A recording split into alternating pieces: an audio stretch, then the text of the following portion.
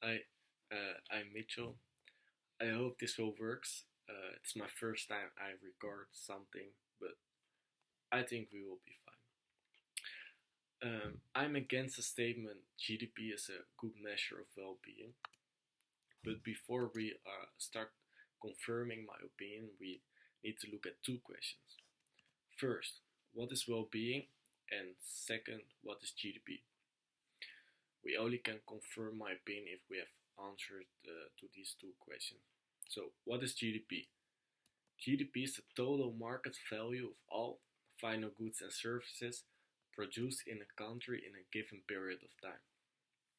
Okay, let's keep this in mind. The second question is what do we mean by well-being?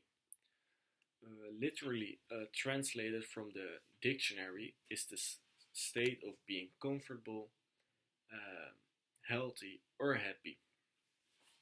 So the statement means that the higher the standard of living, the happier the people are.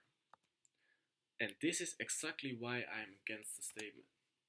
There's a lot of other factors that define well being as well, what GDP does not cover. For example, the value of leisure time or the value that takes place outside official markets, such as visiting friends or a family or playing sports. We know that people are generally happier when they are in groups. And happy, I said it before, is one of the factors of well being. But this is an example that GDP does not cover all factors of well being because well being is not just a number. I also found an article to confirm my statement from the CBS, and they say as first example that GDP miss out uh, the benefits of technology. So we need to rethink how we measure a person's typical well-being. Why? Because nowadays we are in a technology world and we are depending on the technology.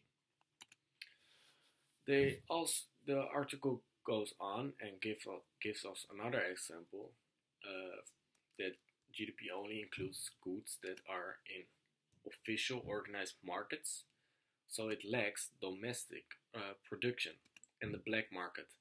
And it's a major problem. Why? Because in developing countries, where much of what is consumed is produced domestically, and GDP does not measure that.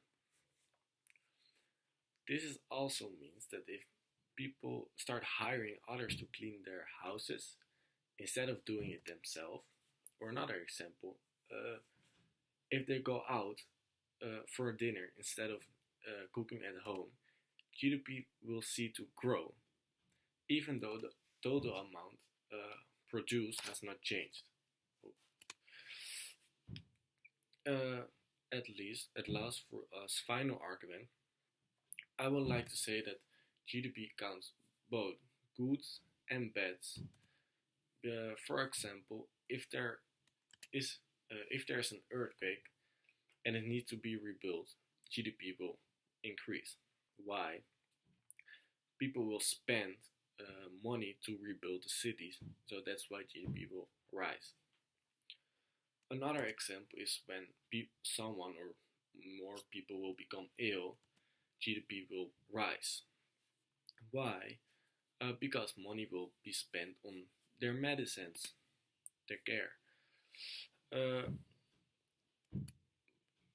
but we all know that we are better off without an earthquake or illness.